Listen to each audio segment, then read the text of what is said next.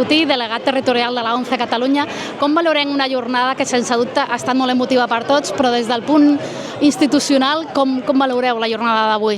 Jo crec que aquestes jornades són molt importants. Al final són un punt de trobada.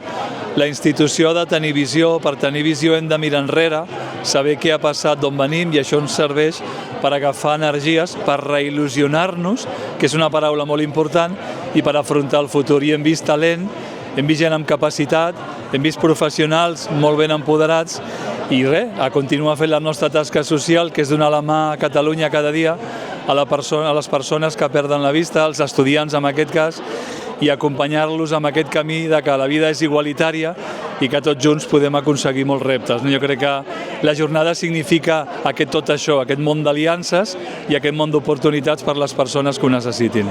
A continuar fent camí, no? Aquest lema que hem estat escoltant tot el dia i que ens defineix en els objectius. Jo crec que sí, que fer camí és molt important, però l'ONCE no pot fer camí sola. Necessitem fer-ho abraçat de persones, d'entitats, d'administració. L'única forma d'arribar més lluny és estar molt junts i afrontar-ho amb col·lectivitat. Perfecte, moltes gràcies. A vosaltres. Lucía, dos petonets. Fa molta il·lusió veure't per aquí. Vas bé? Que t'he seguit molts anys per les xarxes, m'agrada veure't.